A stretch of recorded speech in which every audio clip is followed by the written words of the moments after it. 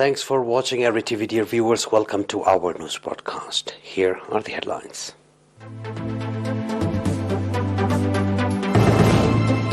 Eritrea participates at UN Convention on Biodiversity Conference.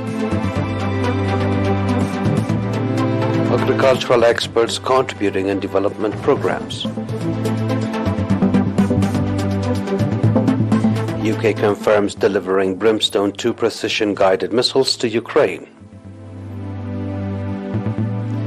And rescue mission ongoing after Thailand warship sinks.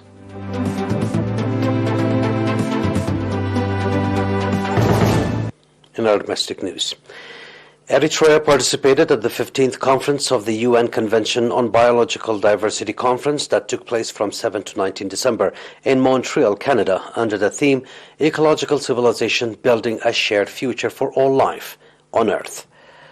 At the conference, in which representatives of 19 countries and organizations took part, Eritrea was represented by Mr. Stefanos Beyin, Director of Biodiversity at the Ministry of Land, Water and Environment, and Mr. Samuel Ogbu, Head of Consular Affairs of Eritrea to Canada.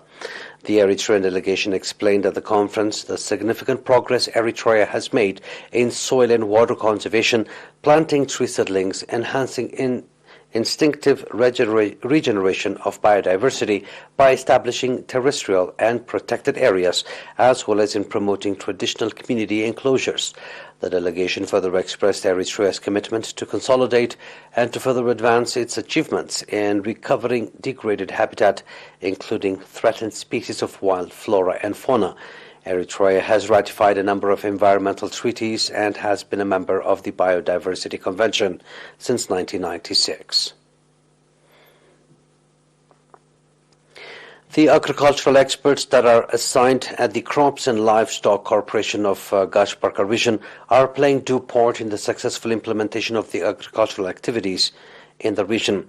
Mr. Hailesgi Hapte, head of Southwest Agriculture at the corporation, indicated that from about 1,000 manpower that are active in agricultural activities in the region, about 600 of them are professionals in various fields of agricultural capacity, and commended the contribution they are making in the development of agricultural activities, pointing out that they have been able to practically develop the theoretical knowledge they have gained.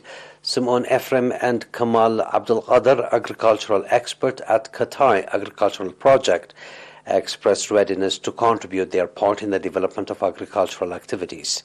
Mr. Mohammed Noor, veterinary expert at Ali Gider Agricultural Project, on his part, expressed readiness to play due part in the effort to ensure animal fodder as well as health of livestock in the region.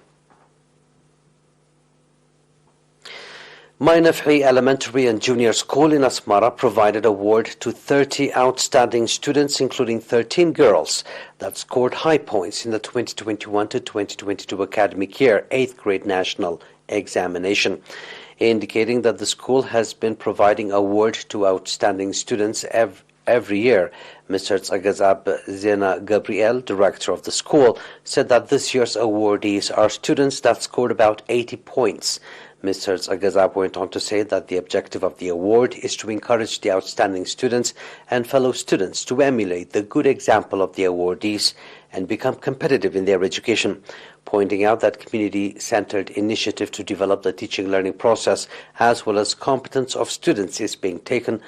Mr. Tsagazab called on the public to strengthen participation in the effort, indicating that active participation of parents and school communities have significant contribution in ensuring the development of teacher-learning process. Mr. Ephraim Gide, chairman of Parents Committee, on his part, called for the sustainability of the initiative to encourage outstanding students. That was our domestic news. Please stay tuned for the international right after the short break.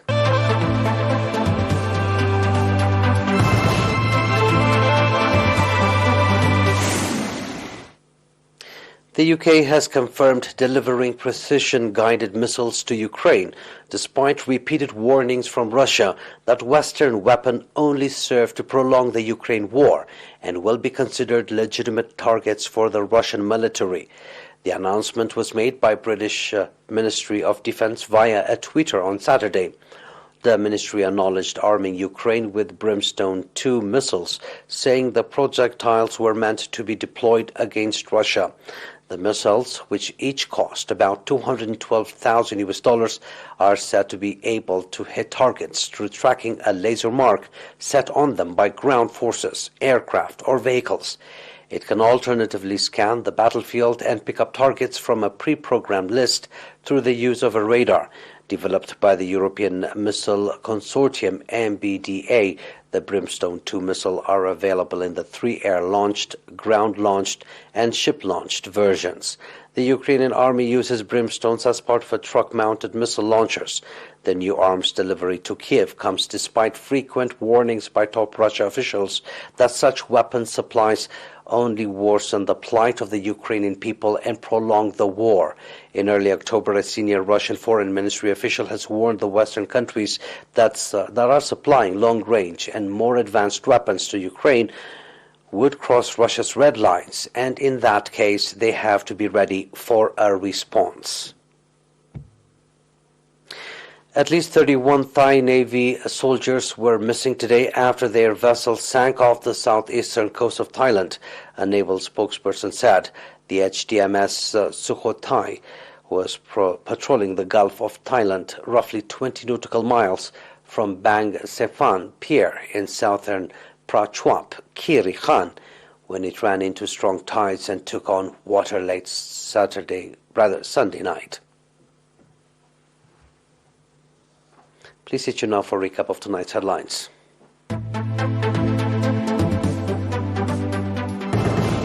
Eritrea participates at UN Convention on Biodiversity Conference. Agricultural experts contributing in development programs.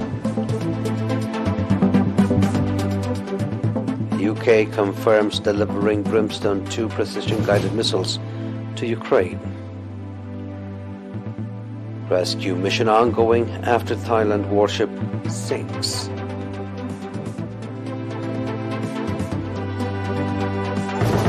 And that was our news for tonight, dear viewers. It is good night from us.